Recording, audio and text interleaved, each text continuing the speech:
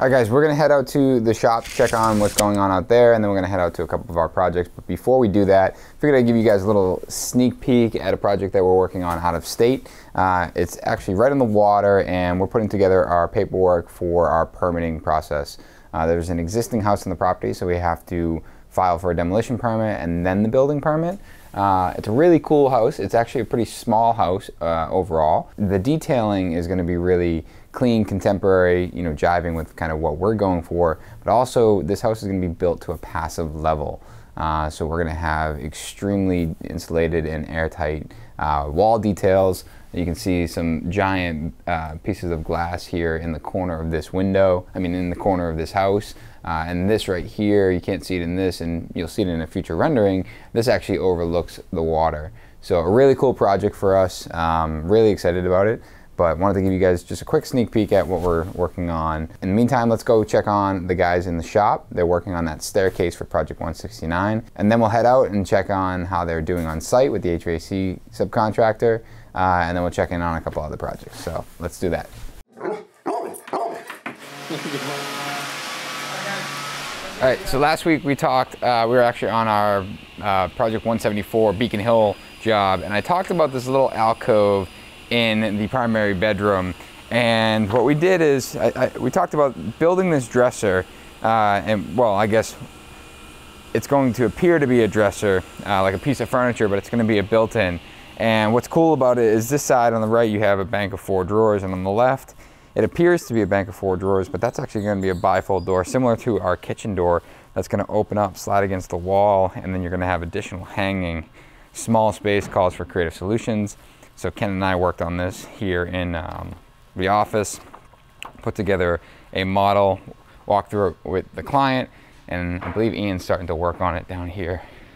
So exactly, Ian's got, same thing, just like the kitchen, we have walnut plywood.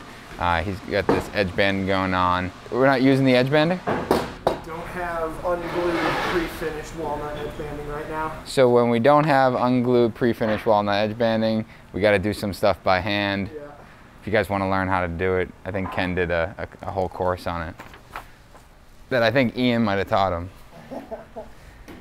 Down here we got Ian Burnham and Patrick. They're working on the staircase for this Project 169. Ian was working on yesterday. He made this template essentially to router all of these. This is the house string, and this is actually going to sit on the wall. And every one of these was created with a template. I actually just posted something on Instagram if you guys want to see and up close to that. But this is going to be not only the finished product or the finished piece of trim against the wall, but it's also the, again, house stringer. Ian, I can grab one of these, right? It's also the structural support for the tread and riser. So again, you got your 1-inch oak tread, 3/4 inch riser. Stand this up here, and what's going to happen is this is going to slip into place. Not going to mess with it too tight, but you can see obviously you have some gaps to close up, and what they've done is they've cut these shims, and you have in this jig it leaves this tapered bottom, so this gets pressed in place, completely glued, and what they're going to do is come back here, take a mallet and drive that thing home, and that's going to push it tight up until all of these reveals. And then once this one's in, they'll trim that, and they'll come around and they'll actually do the same thing on this side, pushing the riser tight, and they'll do that all the way up. And then they'll have the outside exposed stringer that will connect into this miter return here. So then that outside stringer will tie in. This will also get glued, and then they're going to have some blocking on the back side, and this staircase will go into the house as one piece. The winders will go in separately, but the primary staircase, the straight section, will be all assembled together. Let's see what Patrick's working on back here. Looks like you're working on some winders. Can I take a look at one of them? These winders are going to go into the staircase once the staircase is in place. Patrick is working on is you have this bullnose edge here, and you need this winder. The winder is curved on the inside. We're going to have this curved outside stringer. So he's gone ahead and cut these curved outside nosing pieces, and basically you're coping them back into place. So it looks like you're putting each of them together, dry fit. You'll fit this, you know, make sure that's tight. And then once you're ready, these will get clamped. Are you guys gonna put any mechanical fastener in that, or? We haven't decided yet. So these will get clamped, glued, and then you'll go by, you'll get that bull nose, and then bring it around that radius, and then return it back. Are these gonna go together here in the shop, or are you guys thinking about doing it in the field? Fully assembled? Yeah. I don't think we've decided yet. Okay. So like, you know, like anything, we walk through this live and figure it out what makes sense. Once we get the straight run assembled, we'll probably have a good feel of what we want fully assembled and what we want in pieces.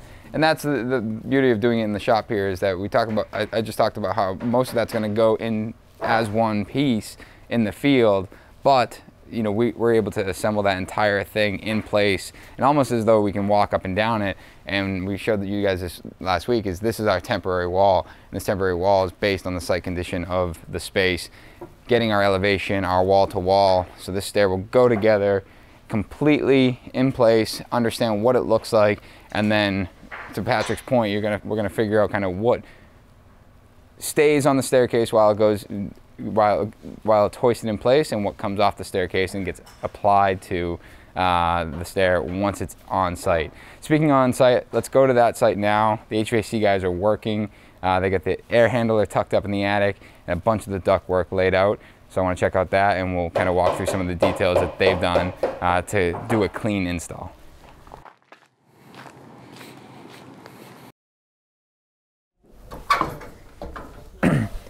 All right, Project 169 this week. I just had an opportunity to catch up with Liz as well as Luke. And quiet day up here, they're working downstairs on some other side projects. HVAC guys have been here all week. You can look above and see the ductwork. If you guys remember, we pushed the ceiling up as high as possible. So we made this really complex for everyone, including especially the HVAC contractor. Stefan and his guys over at East Coast Comfort have been doing a good job. But we're walking through a couple different details that we want to perfect, and I'm actually going to start over here. Looking above me here, we got this 4x12 boot that essentially is going to supply this room. And one change we're going to make is, essentially they installed this, and that rafter is going to be in the way. And you kind of look at it and say, well, you can't move that because you're going to cut the rafter. So the way I approach these things, and this is kind of how I talk when I talk to Liz and Luke, is let's think more creatively. How can we achieve that HVAC being set in on the window? And what we came up with is, let's remove that. We can sneak the ductwork behind this top plate here, roll down into this wall that we furred out, and we can actually sneak this within the envelope right here. And what that nice thing about that is it's actually going to bring the air closer to the window, because you always want those to be washing the window. Think about right now, I'm in a jacket. That's my coldest point on this wall. It always will be. So if we're washing this area with our heated air in front of this window, it's actually going to help warm up the coldest spot, and then in turn keep this entire room warm. So that's a quick change we're going to make. HVAC guys, like I said, they're great. So they're going to understand our approach there. And it really is just kind of this creative mindset, making sure that we're approaching all of these and coming up with solutions to otherwise problems, right? Secondly, this is going to be a future doorway here. Up above is a large framed access for the HVAC unit. If you look up there, it's tight, really, really tight. We're basically pressed up against the rafters. Gonna have to be a little tricky with some of the insulation details, but let me hop up here. So thankfully, working with a good insulator, looking back, maybe we could have spray foamed this roof prior to install. Certainly something we went back and forth on, a couple reasons why we didn't, but we'll kind of leave that off the table for now. The equipment's up here, it's tight. You can see the unit's actually shifted in kind of an L-shaped formation. This access panel was specifically going to be for accessing and servicing this unit. In front of me over here, you actually have a return in that hallway. The issue I have here is that in this small hallway, multiple electrical devices, you have a 24 by 24 access panel, and you have a 20 by 20 return. Now, again, thinking more creatively, well, how can we simplify this ceiling? I don't want this to look like a hotel lobby with access panels everywhere. What we came up with is we're going to shrink this opening down. This is overframed. We're going to shrink this opening down, and we're going to create a 24 or 25 by 25 return grill. And that return grill will be the return, eliminating the need for this one over here. And when that return grill is removed from below, now really quickly, it's going to be plastered in, so it'll be nice and flush, really clean detail, you know, not overly ugly to look at. But when that return grill is removed from the ceiling, we'll actually be able to, we're going to detail the return connection to be removable. So you can essentially, if you think, kind of come up through that return grill, push the sheet metal return duct up and then slide it over, and now you have full access to the equipment. The reason we're doing that, again, to simplify the ceiling. And it really just comes down to thinking through these things. So not a lot to see right here as far as like that solution, but that's what we work on. That's really what we strive to make sure we're coming up with a good solution. Similar to last week's episode, we talked about condensate. Same, you know, we're in a position here where we can actually eliminate the condensate pump as well. So this condensate will actually run down, and the team was actually going to run it into a coffee bar sink in the bedroom. Now, great idea. It's the shortest run. This will run down into the trap for the coffee bar sink. The issue I have with that is if you ever ran a dishwasher and the sink's not running, you hear that rush of water when the dishwasher drains itself. It's pumping it into above the trap under the sink. So similar here is when this thing's pumping out condensate and going into that drain, you're going to hear that, and that coffee bar ends up in the bedroom. So rather than doing that, we're going to run it a little bit longer, and we'll hop down here. We're going to have a little bit longer of a run, and it's going to go into, you good? Yep. You're going to run it longer into the bathroom here. You'll have a double vanity. Now this is separated by a master closet, and just if this thing's running during the day or during the night and someone's sleeping, you're not hearing that thing drip down into a trap. So kind of last thing in here is, you know, we talked about that HVAC register in the bedroom. Same thing, you know, this one actually works out to be pretty close to center. We did have to shift it about an inch this way, but we said, why don't we move this one down into the window as well? Now, yes, it's definitely lower, and if you were standing here, that air is going to feel a lot stronger on you, but you're not seeing it. It's actually going to be pretty clean, much cleaner looking. Excuse me, because I have Google calling to make sure my listing is updated. It'll be cleaner, and we're going to do plastered in grills as well, so much cleaner. Again, washing that window. Flip around. This window unfortunately doesn't have the ability to get ductwork over because we have this massive skylight above. This skylight's really, really cool. It's going to flood over a freestanding tub, ton of natural light. Last week we talked about the skylight above the staircase. I'm going to leave that for a future episode because you're going to wait till you're going to have to wait and see how tight it is, especially with that HVAC equipment. And one of the last things we talked about is they framed out this niche, and one of the things that we're going to change on this is right now it's framed out exactly how it's drawn on the drawings, but one thing that I failed to mention early on to Luke, because Luke just started with us just a few months ago full time, is that I like to oversize those, and that way when we're tiling we basically board over that, and once we're up about halfway we'll oversize that niche, figure out where our tile layout lands, we'll cut the board out, pad that niche down to where it actually has to be based on the actual tile being installed, and then re-waterproof it. It just gives us the opportunity to really micro adjust things so we're never notching tile around a niche or niche, whatever you guys want to call it. But yeah, that's a great update at this project. We're going to head over to Back Bay for our project 142. If we miss on February, then let's reconnect and figure out why that is. But I'm confident that we can basically catch up to where we need to be. So we were here last week, guys, and we were talking about these built-ins, and these built-ins got ripped out. We're gonna get into this in a future podcast episode to talk about why we ripped them out, the process in which we kind of eliminated the, decision to do that. Or not eliminated, but made the decision to do that. James is over here installing one, but I wanna show you guys these. These got installed first.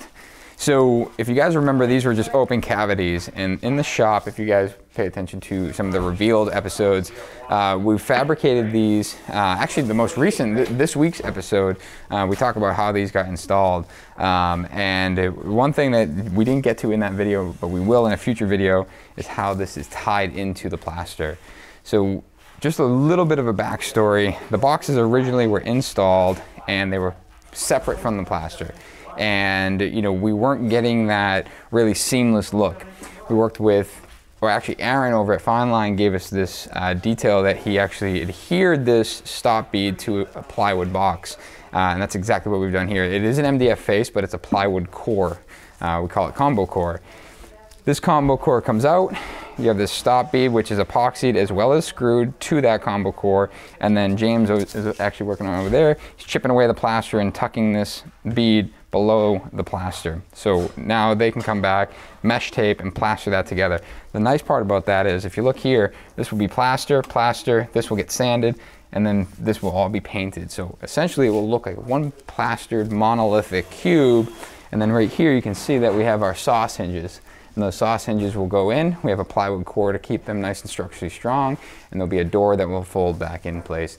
More details on that, look at this week's episode of Revealed. I did want to just walk through them really quickly. Like I said, Ken's working on this over here, but I want to go back to a detail that we talked about last week. The guys were setting up to plaster the staircase and around the handrails, so let's go look at how that came out. Last week we were here, you had these squares left over, and what they've done is they come in and plastered to these handrail brackets. I'm going to pull this protection off. They're taped off right now just so that the plaster is not getting all over that stainless, because if you guys remember, this is a brushed stainless. It's the finished product. We don't want to be damaging that. But now you can see there's no escutcheon for that bracket at all. And if I take this level, we're dead flat. And that's why we had left that square. Like I said, last week's episode, there's a square here that essentially allowed us to put the handrail bracket in once the entire wall was plastered. So they weren't trying to flatten or plaster this wall with these brackets sticking out and in the way, which would just end up impacting their trowel. The head house. So this head house heads up to the roof deck. Again, you have that same detail here. These squares are left out on the wall. Same reason, we're gonna actually cut this open and install our stainless steel handrail brackets. And once these are installed, they'll come back and patch that in. Just to rehash that, the reason that we leave them out is so they can take big straight edges and make sure this wall is dead flat. And interestingly enough, this wall here, this was an existing head house, and we had a quick discussion about this because the head house is actually framed a little off plumb, I guess we'll call it, where this wall ended up having to be built out almost 1 inch when it got to that corner from this back corner here. So the guys took their time, made sure that this wall was going to end up really flat, because when you look up, you want this consistent reveal around the door. It's going to be white. It's going to have a lot of shadows and lines. So again, consistently throughout this place, it's really important that everything is coplanar, square, level, plumb. Do want to see if I can pull this detail, because last week this piece of glass wasn't installed yet. Let me see if I can kind of show you what's going on. I might need to wait, but essentially what we have, these guys are going to kill me if I unwrap it. I'm going to hold off and we'll show you guys this next week. But this mono, if you guys remember, these are 4-inch white oak mono stringer steps that are floating on a stainless steel monorail, and mono stringer, not monorail. And this piece of glass had to go back. It had got cut incorrectly, and the reason why is this step here, actually the glass had to notch around in order for these two pieces of glass to marry into each other at a perfect 90. So we'll come back to that next week. What they're basically focused on, now that this glass is in, they can set this wall up, stop beat around that, get this entire wall plastered, that wall plastered. Once the main portion, or the traditional plaster is done in here, we're going to move into our waterproofing plastering, which I walked you guys through last week. It's going to be a Devline product within both bathrooms, completely monolithic floor, ceilings, and walls. And that's our last piece of the plaster scope here. You've seen the base coat kind of evolve over time, but excited to see some of these final coats go on. We're also doing the fireplace down in that main living room. And until then, we'll see you guys next week. Make sure you subscribe, turn on notifications, and any portion of this that you like specifically, make sure you comment the timestamp below so we can address those on a more in-depth answer in the future. Take care, guys.